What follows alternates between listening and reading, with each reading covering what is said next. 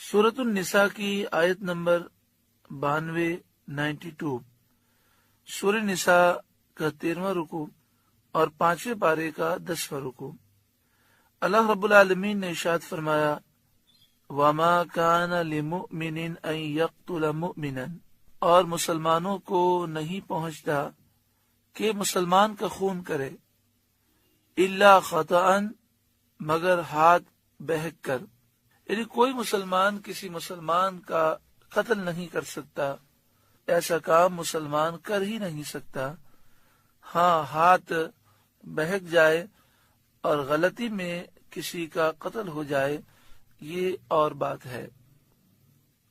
یعنی مومن کافر کی مثل مباح الدم نہیں ہے، یعنی کافر تو مباح الدم ہے، اس کا خون کرنا بہت ساری صورتوں میں مسلمانوں کے لیے جائز ہے، جیسے کافر حربی ہو، میدان جنگ میں مقابلے پہ آ جائے۔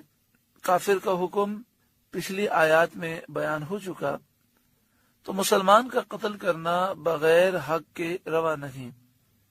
بعض صورتیں ایسی ہیں جس میں شریعت اجازت دیتی ہے، جیسے مسلمان قاتل ہو تو حاکم اسلام قتل کے بدلے اسے قتل کر دے، جبکہ مقتول کے ورثاء قصاص چاہتے ہوں۔ اسی طرح اگر مسلمان شادی شدہ ہو اور وہ زنا کرے، تحقیق سے گواہوں سے یہ بات ثابت ہو جائے تو اسے پتھر مار مار کے ہلاک کر دیا جائے۔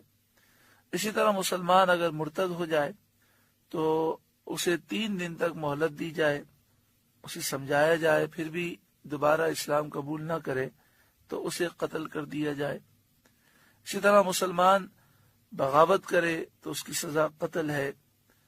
اگر مسلمان ڈاکو ہو اور وہ قتل و غارت گری کرتا ہو، ڈاکے مارتا ہو اور وہ گرفتار ہو جائے تو اس کی سزا بھی موت ہے۔ اسی طرح کوئی گستاخ رسول ہے، چاہے وہ پہلے مسلمان تھا لیکن اب اس نے گستاخی کی تو اس کی سزا موت ہے۔ اس کے علاوہ مسلمان مباح الدم نہیں ہے، مسلمان کے خون کی حرمت ہے۔ مسلمان کی شان نہیں کہ اس سے کسی مسلمان کا قتل ہو جائے، یعنی ایک مسلمان ایسا کر ہی نہیں سکتا جو اسے اللہ تعالیٰ نے ایمان کا نور عطا فرمایا ہے۔ ہاں، خطا ہو جائے یہ اور بات ہے۔ خطا کی مثال یہ ہے کہ شکار کو مارتا تھا یا کافر حربی کو مار رہا تھا اور ہاتھ بہک گیا اور زد پڑ گئی مسلمان پر، یا تیر یا گولی مسلمان کو لگ گئی، یا یہ کہ کسی شخص کو کافر حربی سمجھ کر مارا اور وہ تھا مسلمان۔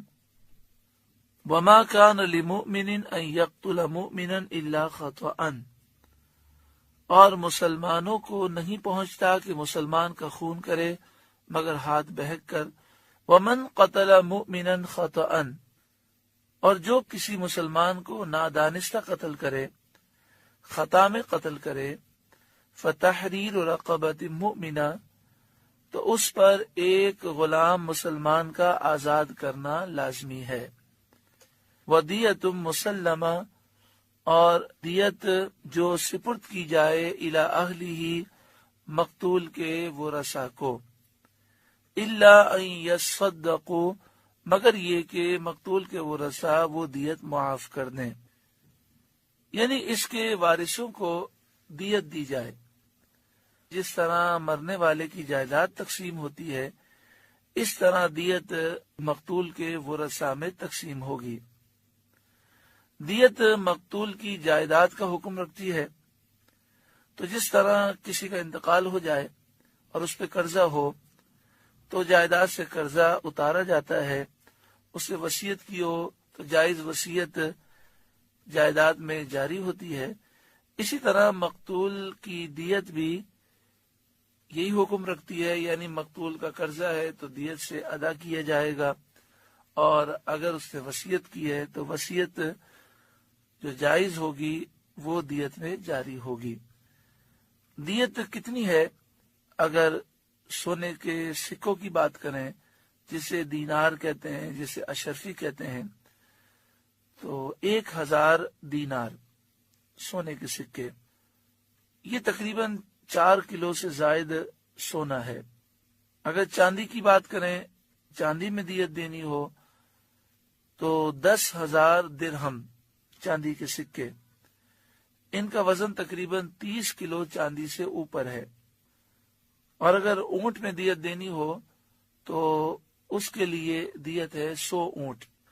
اب مرضی ہے 100 اونٹ دے دیں یا 10,000 درہم چاندی دے دیں جس کا وزن 30 کلو چاندی سے زائد ہے، یا پھر 1000 دینار سونے کے سکے دے دیں جس کا وزن 4 کلو سونے سے زائد ہے، یا پھر ان تینوں میں سے جس کی چاہے قیمت دے دیں۔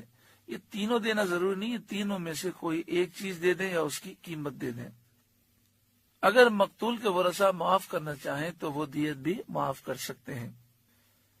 فَإِن كَانَ مِن قَوْمٍ عَدُوٍّ لَكُمْ، پھر اگر وہ شخص جو خطاً قتل کیا گیا مقتول اس قوم سے ہو جو تمہاری دشمن ہے، یعنی اس کے رشتہ دار کافر ہوں، وَهُوَ مُؤْمِن، اور وہ مقتول خود مسلمان ہو، فَتَحْرِيرُ رَقَبَةٍ مُؤْمِنَةٍ، تو صرف ایک مسلمان غلام کا آزاد کرنا لازمی ہے۔ تو ایک غلام مسلمان آزاد کیا جائے اور دیت اب نہیں دی جائے گی، کیونکہ مقتول کے ورثہ کافر ہیں، لہذا کافر کو دیت نہیں دی جائے گی۔